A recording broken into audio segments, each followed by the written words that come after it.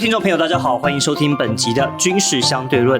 从今年开始呢，你或许开始陆陆续续在网络上看到一些笑话，就说好像在路上看到所谓的越来越多的英文老师，但是呢他们看起来又不太像一般补习班的英文老师，而是看起来每个好像都有练过，好像都身材魁梧，然后很精壮的一些外籍人士。讲到这边呢，可能有些人大概听得懂我在讲些什么了吧？没有错，因为这些人其实有些是来台湾来协训国军的一些美军的人员。那根据美国《华尔街日报》、还有综合台湾中央社、还有国防部自己的一些间接的说明哦，目前大概有100到200名的美军教官在台湾。那之前也报道说，大多数在进驻的是陆军的新训中心跟后备旅提供一些建言哦。但是很多主战部队还有一些就是像我之前去一些基地呢，其实我都有看到一些外籍教官的一些身影。那这早就不是新鲜事，包含在今年的汉光演习，在国军大大小小的演训当中，有一些眼尖的人他甚至也用照片捕捉到这些教官的一些身影。但是他们来台湾对台湾的帮助有多大，还有他们能够带来哪一些改变，或者是从他们的视角可以提供我们哪一些不同的观点。我今天邀请的来宾呢是前美军陆战队士官 Richard Limon。 Hello Richard。 Good day, sir. I think that you can speak a little Chinese, right? 是，我可能请慢慢说。欢迎大家，我的名字叫 Richard Limon， Limon 理查，你可以叫我陆查。我第一次来台湾，我说我的名字错了很多。Wow. 所以我的朋友们告訴我陸查。But I think you speak very fluent Mandarin. So how long have you been living in Taiwan? 7年。7 years. 6年半7年。But what brought you to Taiwan? 我的外公1968年和69年来台湾维修飞機，他是美國的空軍。Which Air Force base he served? I know the CKK airport, Chiang Airport at the time as it was called, and Hsinchu Air Base, working on Taiwanese aircraft. 他告诉我台湾很漂亮，人都很好。I started learning Chinese a year prior to retiring from the Marine Corps. Okay. 6 months after studying, he's like, you know what? No, 2 years prior to getting out, but like, you know what? You can get another skill, a language skill where I can't always carry again, but I can at least translate or understand a different culture. Some people come here just for vacation, just for tour, but you come here for living. That's kind of different. Well, 2 years prior to getting out, after studying Chinese for 6 months, 我学中文6个月，我要放假，所以我可以来台湾，我不要去中国。I don't care to go to communist land. Okay. 所以我来台湾，第一次来这里漂亮，很好。第二次来这里，我知道我想要住在台湾。我读淡江大学，美国的政府付我的学费。So what did you study in Tamkang University? 政治和经济 because I understand politics from an American perspective. Yeah. So I want to see it not from an American perspective, but also hear Chinese from a non-student perspective. The reason I say that, yes, I may go to college in the States, hear Taiwanese and Chinese students, but actually living somewhere else, as I did on embassy duty in the Marine Corps, is an entirely different thing. Could you tell us a little background about your military service? No problem. Well, I got interested in the Marine Corps when I was a kid in Okinawa, Japan, back in 1988. Wow. Father was a U.S. Air Force. Joined the Marine Corps in 2002, then went to Iraq back in 2003 when the war first started. Operation Iraqi Freedom 1, saw combat there. 1st Tank Battalion, got my action there. Then after that, would come back, temporary military police for a short time. But then later on, embassy guard for 3 years. In my main 3 posts are Dominican Republic, Ghana, and France. But also would have several temporary assigned duties or TAD assignments in different parts of Europe and around the world. So your expertise in which kind of area? I would say more physical security, because at first when I first joined the Marine Corps, I wasn't too good at shooting, and then a friend of mine helped me get a lot better. You give me a gun now, I'm going to hit you. 200 meters, that's a joke. 200 meters. That's nothing. 300 meters, not too difficult. 500 meters, I'm lying down in the prone position, I'm going to hit you. 我这边帮听众朋友稍微简单的翻译一下Richard 他的家族几乎都从军，他的祖父从军，父亲在这个冲绳做空军，那他自己2012年加入了陆战队，打过伊拉克战争，后来从事大使馆的警卫安全任务，他的射击非常准哦，200米跟300米都是小 case， 他可以达到500公尺左右。那我曾经去我们国军的狙击手拍摄过他们的训练，我们的射击大概是300公尺左右，所以我这边想要继续来请问他，来台湾生活之前他不会担心吗？ When you decide to live in Taiwan, that you already know that there's a tension between Taiwan and China, right? That people call it a hot zone. Yeah. So did you have a second thought when you decide to live in Taiwan? No, I've gone to Iraq as a young teenager at the age of 19, going through combat already, being a military policeman at Marine Corps Base Camp Pendleton. So after going through my first firefight, you realize you're not made of glass anymore. Broken my hand a couple times hitting objects or people's faces. I'm not worried. Family history of going to combat. Grandfather was in Vietnam in 68. Even though he was an aircraft mechanic, he was there for the Tet Offensive. Airfield almost got overrun. Myself, I'm in a Marine Corps tank unit. Yeah, you're on the front line. After you come to Taiwan, do you train or personnel here? No, but I've seen some of them at military. I've seen them at military exercises. I've also seen them when I've done some airsoft games in Kaohsiung, one of the larger ones there. Seen them in their gear and playing airsoft. One Shungshin Yoshi. They're serious. I think your medium level and lower level troops and command levels are hungry. It's a change in doctrine that needs to occur because technology, as we see with Ukraine going on right now, is changing things rapidly. And you can't wait for information. Even then, the U.S. military, we delegate a lot of authority to our lower-level troops to make actions as necessary. 好，这边 Richard 点出一个重点哦，就是指挥权转移，让每个层级的人呢都有机会可以来下决定。但这个美军他们是怎么训练的？ For instance, we have what's called commander's intent. Here's a plan. Here's what the commander intends. Here's how we want to carry it out. But say if you're going through something and an enemy's going to have their own plan, something changes, bad weather, that bridge is blown out, there's something that wasn't on the map that is now. We allow people, our low-level command, be it corporals or even lance corporals, to change the battle plan as they believe necessary and have to answer for it later. If there's a reason for it, you'll figure that out later. You can't just follow orders blindly. That just doesn't work. Yeah, this is what I want to ask. So you do think that Taiwanese military personnel, they just follow the rules and they are not flexible to react to the I would say they are, yeah. but it's it might be because of the culture that's built into it or upper level that may want things to be done differently. Are there other differences between Taiwan and U.S. military forces? Well, the one thing we do is we have what's called tactical decision games, TDGs. Say, for instance, like how we're talking now. We'll get our NCOs together, other junior troops, and we'll just throw a scenario at you. You're going to try to work out the battle plan as best you can. Now, one thing I would do, and I did this in MP school, it got me in trouble, but I could care less. I would sit you down. Don't need a shout. I would get I would just get some casings. I'd start asking you questions. If you hesitated, I'd toss one at you. Not throwing at you to hurt you or anything, but just toss it at you. Now, what I would do is you hesitate in combat. The worst decision you can do in combat is no decision. Even if you make a bad decision, say in this kind of training, that's still a decision. That's fine, because then you can adjust and change faster. The guy that can't think, you can be the biggest, strongest Marine soldier person, but if you can't think under that kind of stress, you are completely useless to me and to the Marine Corps and to your unit. So what I would do is I'd toss that casing, and I would tell you what happened here. Each time you hesitate, I'm going to throw one at you. What that means is one of your Marines is dead, and now once we're done here, how many casings we have, that's how many fake letters you're going to write to mommy and daddy to that kid that's dead because you were too much of a sissy to make a decision. So I'm getting in your head to make you realize before you even go to your unit or before you go to Iraq, Afghanistan, you need to learn that lesson at your training school or at your unit as fast as you can before you go out there. 其实就是我想跟大家分享，我在之前上次曾经有一次跟大家在分享的时候，其实在乌克兰的战场上面有一段，他们也跟我们分享说，他们应该要把权力下放给更多的基层部队，让他们去做决策跟执行能力，在战场上的时候才不会因为全部受制于最高的人下指令去做领导而影响到整个部队的移动。所以我觉得这个完全符合或是完全是我们国军现在可以参考的点。但我们很想知道的说 Richard 他也亲身看过我们国军的演习哦，那究竟在这些有实战经验的人眼中，我们国军的表现到底怎么样？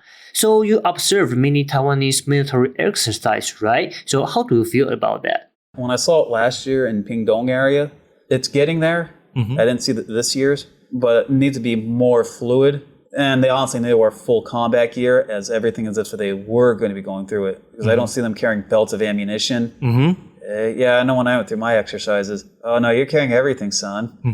Well, you might not be wearing the main pack. You might have your assault pack or whatever extra gear depending on your position. So that now how they do a combined arm exercise, okay, fair enough on that part. It's close, but it needs to be done more often. It's a landing exercise, right? Yes, sir. Mm-hmm. But like say some of the aircraft, combined arms, tanks and whatnot needs to be done more often than it rarely is. Mm-hmm. Well, once or twice a year is not enough. Like when I was in tanks, if you're in a line company, that means you're the frontline tank units, be it Alpha, Bravo, Charlie, or Delta company. You will be in the field once a month for like a week.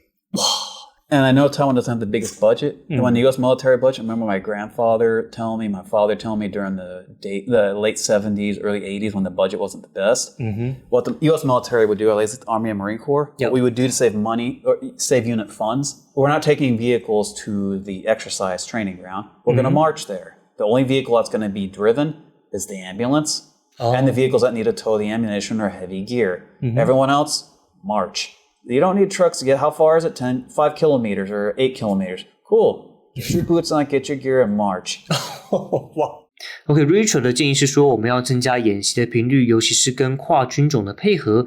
但除此之外还有什么呢？ In addition to having more training, what else can we do to improve ourselves?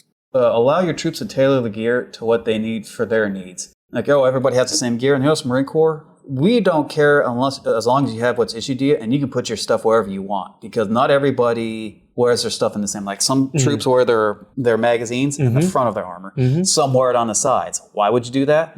Say you're lying on the ground, trying to pull that new magazine out is a little difficult. I've seen some troops, especially once I went to Afghanistan, they'll wear a lot of their magazines on their side. We allow our Marines to decide as long as you have it. Now, if something seems off, if it looks different, we'll ask you to demonstrate. If it works for you, that's fine. This guy's had this shoulder injury. This guy's had this thing. This guy has a small back issue.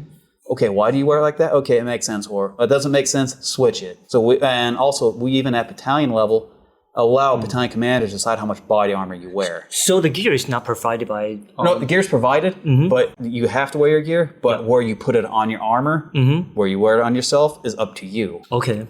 Like I've heard Taiwanese troops, everyone has to wear it in the same spot. In U.S. Marine Corps, we don't care where you wear it as long as you have it. 为了让听众朋友有更好的聆听体验，近期我们找到同时兼具吸音跟隔音的材料，就是 90S 科技家居的立体纤维吸隔音板哦。大家知道啊，传统的隔音工程相当的耗时而且费力，而 90S 的立体纤维吸隔音板不仅造价便宜，也不用更动原本的格局，还能自己动手 DIY 呢。如果有任何疑问的话， 90S 科技家居有提供线上客服咨询，所有相关问题只要动手指就可以解决哦。下单成功后，只要等待产品寄到，再等师傅到现场施工就完成了。像我们这次工作室整修呢，只花了1天时间，师傅就完成了，是不是超快？安装完成后，完全听不到录音室外面的声音，就像启动了静音模式。经过实验证实，可以有效降噪25分贝哦。而创作者需要的吸音功能也非常厉害，让录音过程中完全没有回音跟杂音的干扰。如果想知道更多优惠的话，一定要听到最后哦。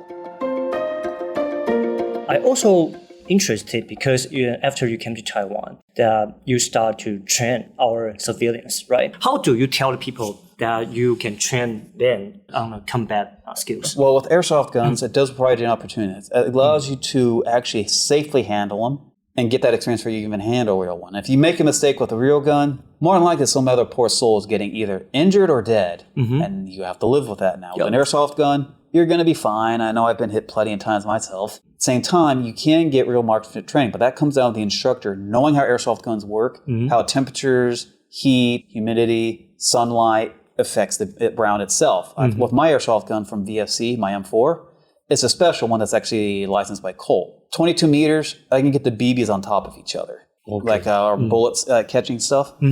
On the rubber material, I can get them right on top of each other. I don't shoot the metal because you don't know if you're on the upper part, middle, lower, left, or right side. So what I did one time is the catching part, the gray part right beneath the metal, started shooting that to see what my zero is. And 5 of them right on top of each other within a small coin. Not even a 50-cent coin, but 1 块钱的大小。Richard 他现在在协助我们民间的人士用空气枪来训练。他刚刚提到的是说，他先让大家打归零靶。那什么是归零靶呢？我简单来说，就是每个人的身体构造不太一样，所以我们要先把枪支的瞄准距校正到最符合自己的状态，而这个目标大小呢，就只有1块钱的大小。So since that's the case, you can use your airsoft guns to get you some trainings out of it. Because there's a piece of paper that the Navy has, that the Marine Corps uses, normal sheet of paper. It has one of our targets compressed down to look like at 22 meters, and it looks like it's at 200 meters. So yes, you can get some training out of it. So if you're anticipating you're jerking the trigger, we can help you break that habit. You can at least get is it the same thing as a real one? No. But you can at least have an idea. Like there was a YouTuber called T-Rex Arms, Japanese fella. All he ever touched was airsoft guns. But when he actually fired real guns, homeboy knows his stuff. Dead on. But the training we do here at the National Shooting and Education Center, I tend to teach a more combat-oriented style. For instance, like I'm getting some targets from the U.S., just paper targets. Eventually, I'm going to teach more marksmanship classes. Like the 20th, I'll be giving a level 1 marksmanship class, similar to what we do in the Marine Corps, but some differences. Okay. And that's not going to be as combat-oriented, just getting you the skill sets you need to understand how to set yourself up, laying down position, kneeling position, standing position, how to shoot your rifle, how to wear your gear. Okay. Because, like, for instance, we had some people for our level 0 class just understanding how airsoft guns, and be it the AEGs and GBBs work, the electric and gas powered. We had one shooter. She had a leg injury before. Shoot, right? Yes. She can't lay down on her foot fully in the kneeling position. Oh. That shows a physical limitation. I had her come before the class. She has this injury. So to say, if an instructor says everyone has to be the same, she physically can't be like everyone else because she's had a previous injury. She's done nothing wrong. She's not doing wrong. I teach you methods. Now, what I tell you is, I'm going to teach you several methods, but you shoot like this. Yes, but that may not work for you. This other method may work for you, though. But it doesn't work for me. I'm left eye dominant, but right-handed. Okay. Like there's a test I make everyone do, checking which eye is dominant. I'm right-handed, but left eye dominant. That's why I sucked shooting at first. And a lot of people don't fully understand that. 10% of the shooters, your dominant hand is not your dominant eye. You multiply those, say, 10,000 Marines? Roughly 10% of those guys, their dominant hand is not their dominant eye. It's not the same on the same side. Yeah. So he made that trooper may be shooting poorly, not because they don't know how to shoot, is that they don't understand their body. 所以 Richard 教的东西很基础，但是也很重要的部分就是说，不要以为大家把枪拿起来就可以直接打，不是这样。你要先了解到你的惯用眼是左眼右眼，惯用手是左手还是右手，你才能找到最适合自己的射击的姿势。So, what kind of person? I mean, are they all civilians? So, mainly civilians. Do we have some people that were military? In the military here? Yes, but be a little quieter on that part. After, the Russian invasion of Ukraine, that do see more and more people asking for this kind of course. Yes, sir. And I'm going to be giving my first level 1 course later this month. The reason I bring it up, because we have level 0, we just get the basics of how airsoft guns work, and level 1, where you get your basic marksmanship. I'm not trying to make everyone be fast. There's one thing I notice with airsoft shooters and people that don't fully understand firearms, that they shoot their ammunition too fast. Like in the Marine Corps, you generally issued 6 mags. We had this one Marine fired all 6 mags in his first firefight in like 5 minutes. What the hell are you shooting at? When I play airsoft, I very rarely use 2 mags. Usually, how long is the course? I mean, that do they have to come weekly or? Depends on how the course is organized and the interest and how many people, if they want to organize their own course. So it depends on what's going on at that time. Sometimes we have other events where we'll attend something. So right now, it's too early to say at that point. We would say at the manpowers, but I'm the main military instructor. Now, not everybody's born to be an instructor. They have that feel of how guns work, how to teach people, how to even show them how to hold their guns properly. So do you have also like advanced class? Yes, and what I will do is even then the targets between level 1 and level 2 will change. Level 1, it's just going to be a circular target. It's going to be small, maybe about this big. You put that at 22 meters, now it's a lot smaller. One thing I'm teaching you first is fire discipline and how to put the fundamentals of marksmanship together. Then the next one actually is going to have the targets the Marine Corps use, human targets. What the U.S. military has found out is if you shoot at human targets, just paper targets themselves, you will actually be able to shoot at a person much quicker and much more easily. Take the Falklands invasion in 1982, England versus Argentina. Argentina used World War II style shooting at a circular target. The British Army shot at human-shaped targets. Okay. The British Army was much more effective at shooting at human targets because of their training and also psychologically and mentally. But there's something else to realize. There's a price to pay for that too. Knowing that you've actually done these things, so Taiwan too has to get their military ready and their civilian infrastructure ready for the mental issues that are going to come with it. You don't want to learn the lesson the hard way from World War II, what we call shell shock or PTSD after Vietnam and what we got now. Taiwan military needs to get ready for that because it's going to happen either way. Yeah. You can have it be a small, medium level issue, or you can have it be a big issue. Like in Iraq, one thing I learned is control. We're in Baghdad. The war just started, so it's what you would consider a traditional fighting front line. In Baghdad, in this one small alley, I can see this drafty troop, the Iraqi soldier. AK-47 from here to where that little bedding area right there is. He's a little further beyond that. Small alley. No one else can see him. Like I have my M16 up. I can see in his eyes. He doesn't want to fight. Now if he goes for that AK, I'm gonna shoot him. No ifs on it. I can just see in his eyes there's no point in doing it. I just gesture him, leave. Scare him away. Let him the war's over for the Iraqi army. Taking this guy as a POW has no purpose. Yeah. Let him go home. And there's one thing we do in the US military. You come to us, we try to return you as a better person. Like one thing we do in the US military, like I tell other people, don't just go join the infantry. Hey, be a tank. You want to go see fight? Get a skill out of it. Like, what do you mean? As a tank mechanic, I can work on turbine engines, diesel engine, and hydraulics. That translates, hey, I can work on construction equipment. You need to get that stuff fixed. Or hey, you become a helicopter mechanic or a jet engine mechanic. You can work on airplanes now. So one thing Taiwan can do is use that. How can you use these skills for other people? Yeah. Because it seems like the military sometimes by civilian pops is not respected. How can you use that to help? You came to us and we return you as a better person. You have these job skills. You can get certified and work on this equipment. Say there's a shortage of aircraft mechanics here in Taiwan, right? You worked on an aircraft in the Taiwanese Air Force. How much money did you just save? You already have not just training, but practical experience. You have skills that person that's just fresh out of aircraft mechanic school doesn't have, even though you're roughly the same age. Or say electronics. You can fix these electronics and whatnot. How does that apply? Hey, you can go and join TSMC. So one thing to do is have the military show we can actually provide you not just being in the military, but skills that can help you later in life. But that's one thing I don't see being illustrated. 刚刚 Richard 花了很大的篇幅在跟我们说，从军其实它的目的是要让人变成更好的人，而且在军队里面学习的技术呢，在退伍之后也能够发挥在更好的地方。And last question, if people want to apply for your course, then how do they do that? They would apply for it through our webpage. When a course pops up, we would have a limited number of seats. Like, for instance, the course for the level 1 shooting, that might not have as many as level 0, but that would be depending on how many people can fit in each relay and whatnot, and how long the course itself is. Now, can we tailor it? Because level 1's going to have both rifle and pistol. Say people are more interested in just rifle. Okay, we cut out pistol and we concentrate on this. Or, hey, we have a lot more that want to do pistol, but rifle, they've already had this, so we can tailor. We also have medical training for Tactical Combat Casualty Care, or TCCC.